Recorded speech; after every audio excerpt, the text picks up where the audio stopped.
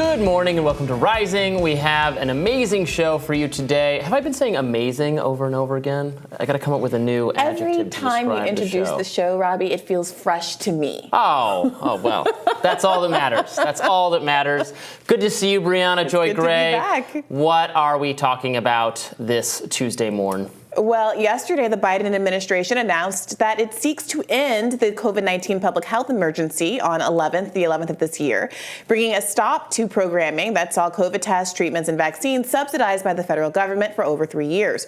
The White House's announcement comes just before House Republicans were set to vote on their own legislation, bringing an end to the health emergency called, quote, the Pandemic is Over Act. Well, now with the COVID emergency set to end, other programming at risk of expiring includes Title 42, which allowed immigration officials to expel migrants seeking asylum on the grounds of pandemic safety, as well as President Biden's signature federal student loan forgiveness. Both programs are currently tied up in the court. Now, some online critics have slammed the move as too little, too late. One writing, quote, some emergency, that it can simply be ended on an arbitrary date several months down the road. The only purpose of such a years-long emergency is to bypass the legislature, an Orwellian farce.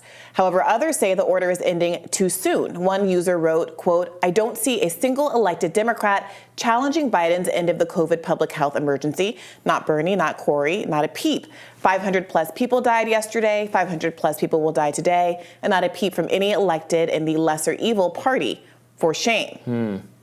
That is interesting, actually, that point, that there is not a lot of opposition to Biden ending the pandemic. There's plenty of Republican frustration that is not being ended quicker, but there's if there are people to Biden's left or in a more COVID cautious mindset, I know those people exist.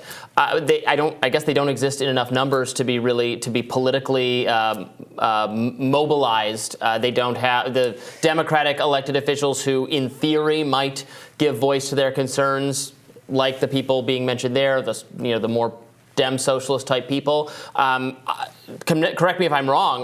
They don't speak about that or have committed to doing anything on that front. Yeah. So that second tweet was from Dr. Stephen Thrasher, I believe, who was a Bernie-aligned person, kind of a health. He writes about healthcare and viruses, mostly about HIV, but has a broader book that came out, I believe, last year.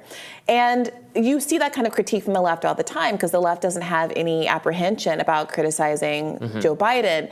What is so frustrating to many on the left is exactly that regardless of what Joe Biden does, because he's Joe Biden, Democrats tend to fall in line and offer absolutely no criticism. So take, for example, one of the arguable, if you're on the left, positive upsides of the end of this COVID emergency era is the end of Title 42, which when Trump was president, liberals were furious about because it was a plan it was a policy that was used to basically use COVID as an excuse to undermine our asylum laws, right? Kick people out of the country without giving them the opportunity, the legal right to claim asylum. Biden continued that policy. Nobody cared, right? So that's part of why some people on the left argue that they're better off, frankly, with a Republican in Congress, in the White House, because ultimately you can have movements against the things that we believe in, whereas Democrats tend to go back to sleep, or as we used to say back in 2016, go to brunch when there's a liberal in office.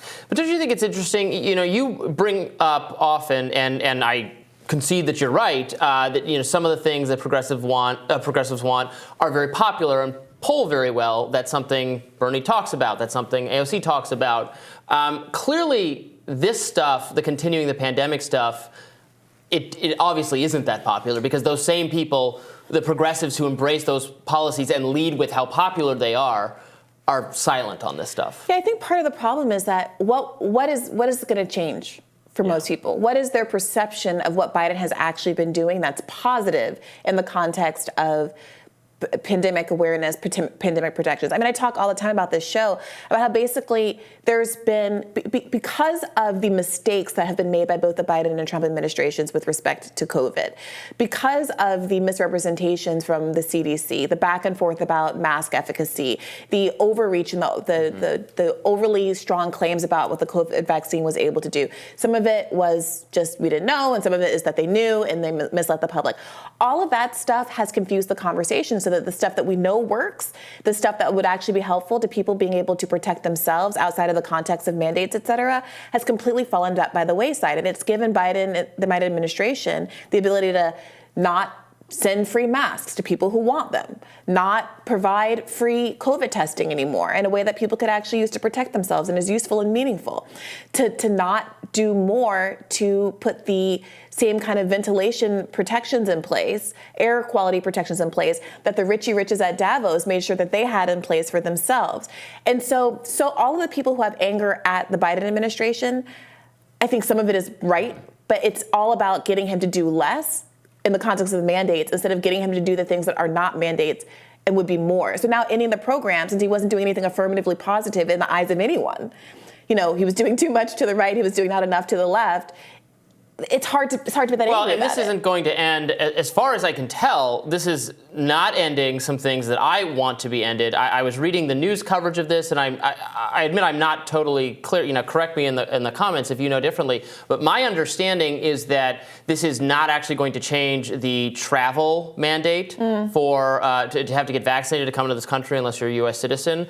That's done under a different authorization. Again, I'm not completely. I was trying to research it and figure it out for certain. I hope it's the case that it's being ended. It should be ended today. It should have been ended.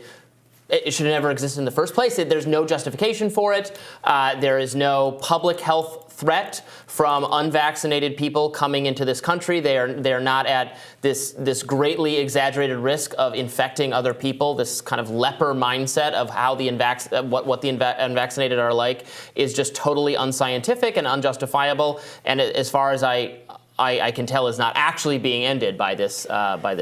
Yeah, it looks like, what was it, Djokovic, who was banned. Yeah, we talked about him yesterday. He just won the Australian Open last night, so it's obviously not hurting him, and that does seem to be like one of the most significant steps. Our European peer countries don't have this. We are an outlier, and we are more COVID intense than many of our progressive peer countries on some fronts, not all fronts. And to be clear, and not doing things that actually could help people who are immunocompromised, et cetera, actually protect themselves and keep themselves safe, and also things that are actually more connected to stopping the spread, like testing and mask use, as opposed to vaccines, which have a limited ability to do so. Yeah. And then the one other thing I think is unknown is how this affects student debt cancellation. The Biden administration has put out a statement saying that, because remember, the hook, the legislative hook for the executive authority to cancel student debt that Biden chose was this HEROES Act. So the idea that we're in an emergency period because of COVID. He says, the administration says, that this is not going to negatively affect the process of defending the policy and the courts right now.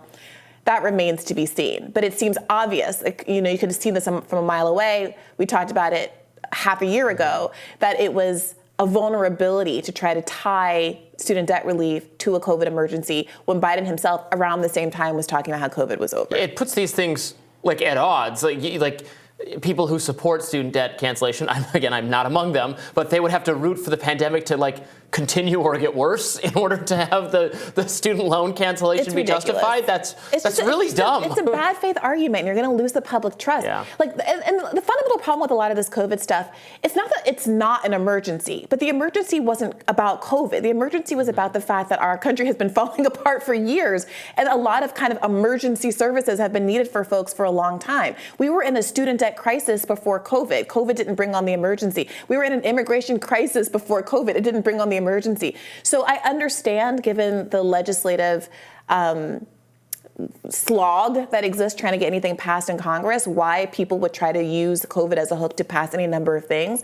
But there's political cost to doing something which seems kind of backhanded. And at the end of the day, we have to get to the bottom of why there is this kind of legislative backlog and inability to do all of these popular things that so many Americans want. Well, and it's a concern that I and other libertarians have with governing via public emergency mindset, whereas what is the stuff that doesn't get taken away? What is the stuff that stays in place? We saw that with 9/11 style we're in an emergency against terrorism. We're in an emergency against the countries of Afghanistan and Iraq. That the national security, the powers that they claim for themselves, are never given back. That we still, I talk constantly about the ridiculousness with travel. But the spying on Americans, the surveilling of Americans, the idea that we have to participate in every conflict all over the world because national security is at stake, and terrorists will arise if we don't overthrow governments that we don't like, and then terrorism does arise, and then it's it's the shock doctrine. Yeah. This is what Naomi Klein talks about. It's the expansion of powers in an emergency, and unfortunately, it's never expanded in the direction of the needs of the populace. It's people who are already in power claiming more for themselves. So we'll see if ending the COVID emergency causes any of those powers to be relinquished. It's the Clone Wars doctrine. It's Chancellor Palpatine claims more powers for himself. The emergency that he created in order to become emperor. And he has the crocodile tears and says, "I love democracy. I'll certainly give back this power." Robby, I could always count on you on making things accessible to the people by translating it through the lens of sci-fi. You love to see it. Thank you, Briahna. Well, I'll tell you what's on my radar right after this.